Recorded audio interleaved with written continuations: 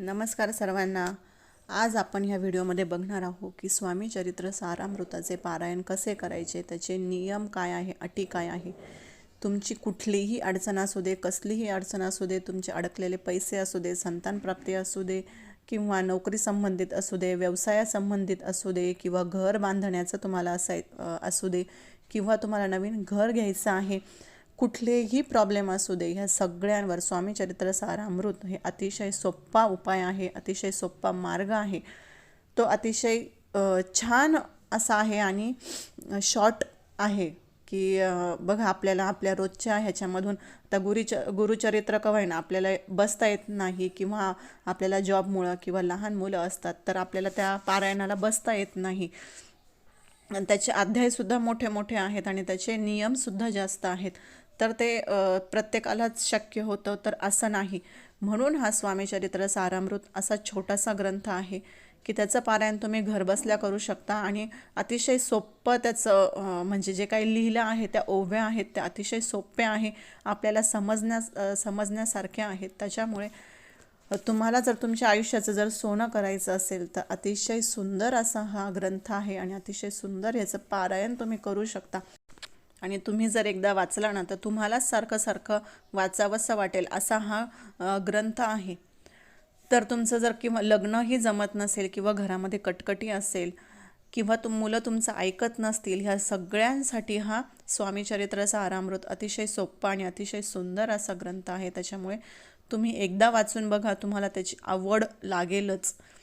तर जर तुम्ही संकल्पयुक्त हे जर पारायण करत असाल, पण मी म्हणते संकल्प करण्यापेक्षा तुम्ही जे काय म्हणजे देवाकडे आपण असं म्हणायचं की तुम्ही जे काय मला दिलं आहे तेच भरपूर आहे आणि त्याच्यासाठीच मी हे तुमची सेवा करत आहे, किंवा मला काही द्या, किंवा माझ्याकडे हे नाही ते नाही. कारण आपली लिस्ट ही कधीही संपत नसते. जशी लहान मुलांना रोज काही ना काही हवं असतं, तसंच आपलंही आहे, रोज आपण काही ना काही देवाकडे मागतच असतो. तर काही न मागण्यापेक्षा आपण अशीच सेवा केली तर ती अतिशय फलदायी होऊन जाते आणि आपल्याला देवाजवळ काही मागण्याची गरज पडत नाही. आणि मागितलं पण नाही पाहिजे, कारण की आपल्या मनात काय आहे ते परमेश्वराला माहिती असतं. त्याच्यामुळे काहीच न मागण्यापेक्षा अशीच सेवा करा. पण तरीसुद्धा काही जणांना जर असं वाटत असेल की लग्न जमावं, किंवा काही कोणाची अडचणी असेल, तर तुम्ही हे स्वामी चरित्र सारामृताचं संकल्प करून सुद्धा पारायण हे करू शकता. 11 करा, 21 करा, 51 करा, किंवा 108 सुद्धा तुम्ही पारायण ह्याचे करू शकतात. तर 1 ते 21 अध्याय या ग्रंथामध्ये आहे.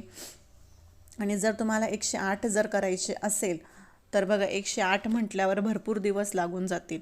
तर तुम्ही हे पारायण सकाळ आणि संध्याकाळ, सकाळी एकदा बसलं की 1 ते 21 अध्याय पूर्ण वाचायचे, आणि परत संध्याकाळी तुम्ही बसू शकता तेव्हा पण 1 ते 21 अध्याय पूर्ण वाचायचे. म्हणजे तुम्ही एका दिवसामध्ये 2 पाठ करू शकतात.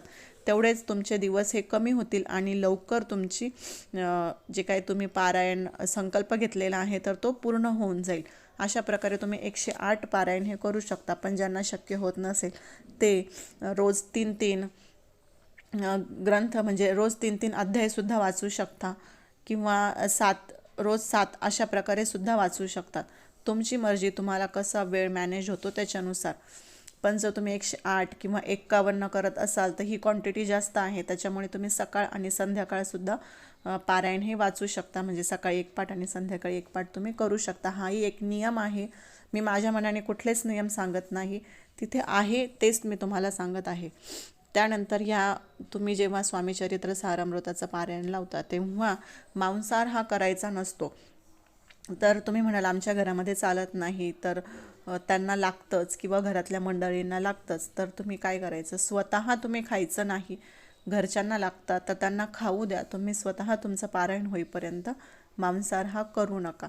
त्यानंतर ब्रह्मचर्याचे पालन करावे का नाही असा हा बऱ्याच जणांचा प्रश्न असतो. पण जर तुम्ही संततीसाठी जर हे पारायण जर करत असाल तर तुम्ही ब्रह्मचर्याचं पालन नाही केलं तरीसुद्धा चालेल. केलं तर अतिशय उत्तम, नाही केलं तरीसुद्धा चालेल. असं काही नाही की करायलाच पाहिजे. त्यानंतर पिरियड्स जर आले तर हे नैसर्गिक आहे, ह्याला आपण काही थांबवू शकत नाही. त्याच्यामुळे जर पिरियड्स आले तर ते तुमचे 4-5 दिवस तुम्ही सोडून द्यायचे आणि त्याच्यानंतर परत कंटिन्यू करायचं आणि कंटिन्यू करायचं, परत पहिल्यापासून वाचायचं असं नाही. जेव्हा सुतक येईल तेव्हाच तुम्ही ही सेवा नव्याने सुरू करायची आहे.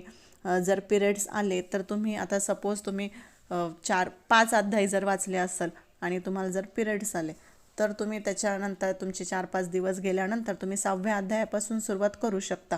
पण जर तुम्हाला सुतक आलेलं आहे तर तुम्ही आता तुमचं 5 असू द्या किंवा 10 अध्याय झालेले असू द्या किंवा एकच अध्याय झालेला आहे तुमचा आणि तुम्हाला सुतक आलं तर त्याच्यानंतर तुम्ही जेव्हा केव्हा हे पारायणाला बसाल तर तेव्हा आपल्याला हे पहिल्यापासून परत वाचायला सुरुवात करायची आहे, नव्याने वाचायला सुरुवात करायची आहे. कंटिन्यू करायचं नाही सुतक असल्यावर. त्यानंतर हे पाठ आपण घरातच करायचे आहे आणि आपल्याच घरात करायचे आहे.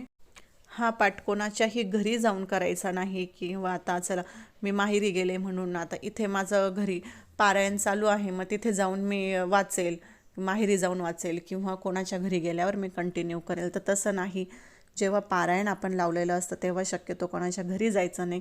पारायण संपेपर्यंत आपण आपल्याच घरी थांबायचं. तुम्ही जर सकाळी जाऊन संध्याकाळी येणार असेल तर ठीक, पण जर तुम्ही मुक्कामाला जात असाल तर त्यांच्या घरी वाचायचं नाही, आपण आपल्याच घरी पारायण वाचायचं. शक्यतो खंड पडून द्यायचा नाही.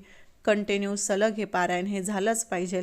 पण ज्या नैसर्गिकरित्या म्हणजे ज्या नैसर्गिक गोष्टी असतात जसं की पिरियड्स म्हणा किंवा सुतक म्हणा हे आपल्या हातात नसतं, विटाळ म्हणा तर ते आपल्या हातामध्ये नसतं. त्याच्यामुळे तुम्ही ते कंटिन्यू करू शकता किंवा सुतक असेल तर तुम्ही पहिल्यापासून परत वाचू शकता. पण असं चला आता घरी फिरायला जाऊयात असा खंड पडून द्यायचा नाही. त्यानंतर जर तुम्ही पारायणाला बसला तर अन्न वर्ज्य आहेत, कोणाच्या घरी खायचं नाही. आणि जर कोणाच्या घरी खावंच लागलं, आता आपण आपल्या जवळच्या कोणाच्या घरी गेलं तर ते आग्रह करतं आणि मग त्यांचा मान राखण्यासाठी आपल्याला खावंच लागतं. तर अशा वेळेस काय करायचं, गायत्री मंत्र म्हणायचं आणि नंतर ते अन्न खायचं, म्हणजे आपल्याला कुठलाही दोष लागत नाही. त्यानंतर पारायण करताना मन आपलं शुद्ध असणं खूप गरजेचं आहे.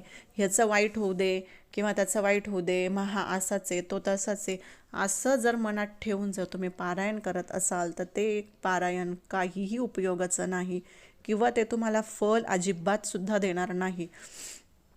आपण दुसऱ्यांच्या अडचणी जर वाढवत असू किंवा आपण दुसऱ्यांबद्दल वाईट जर चिंतन करत असू तर आपलं कसं काय चांगलं होईल आणि ते पारायण कसं काय आपल्याला फळ देईल. त्याच्यामुळे जर तुम्हाला फळ त्या पारायणाचं हवं असेल आणि तुम्ही 108 करत असाल, 11 करत असाल, 21 करत असाल तर ही क्वांटिटी खरंच खूप मोठी आहे. तर अशा वेळेस मन शुद्ध ठेवा जेणेकरून आपल्याला ह्या पारायणाचं पूर्ण फळ मिळेल. आपण म्हणतो बघा की अरे मी एवढं पारायण केलं आणि मला काहीच त्याचं फळ मिळालं नाही. तर का मिळालं नाही, तर तुझं मन हे दुसरीकडं भडकटत होतं, तुझं मन नको नको ते विचार करत होतं म्हणून तुला या पारायणाचं फळ मिळालं नाही. त्याच्यामुळे पारायण करताना आपलं मन शुद्ध असणं गरजेचं आहे. त्यानंतर कितीही अडचणी आलं तरीसुद्धा आपल्याला पारायण हे पूर्ण करायचेच आहे. की थोडक्यात बघा पारायण लावलं ना तर काही काहींच्या घरामध्ये काय होतं, कटकटी व्हायला चालू होतात किंवा भांडणं होतात किंवा काही ना काही अडचणी ह्या येतच राहतात.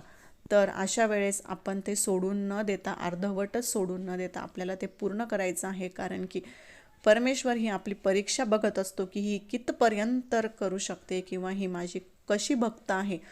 आपण आपल्या श्रद्धेवर, आपण आपल्या जे आपण सेवा करतो आहे त्याच्यावर आपण अटळ राहिलं पाहिजे की नाही मी हे पूर्ण करणारच. कितीही अडचणी येऊ द्या, कितीही कटकटी होऊ द्या, कितीही भांडणं होऊ द्या, कितीही प्रॉब्लेम्स माझ्यासमोर येऊ दे, पण मी हे पूर्ण करणारच आहे असं म्हणून पारायण करायचं. किंवा किती अडचण आल्या तरीसुद्धा हे पारायण आपल्याला आपण ठरवलेलं आहे तेवढ्या क्वांटिटीमध्ये आपण पूर्ण करायचंच. कारण की स्वामी आपली परीक्षा बघत असतं आणि त्या परीक्षेला आपल्याला पास व्हायचं आहे आणि तेव्हाच आपल्याला त्याचं फळ हे मिळणार आहे.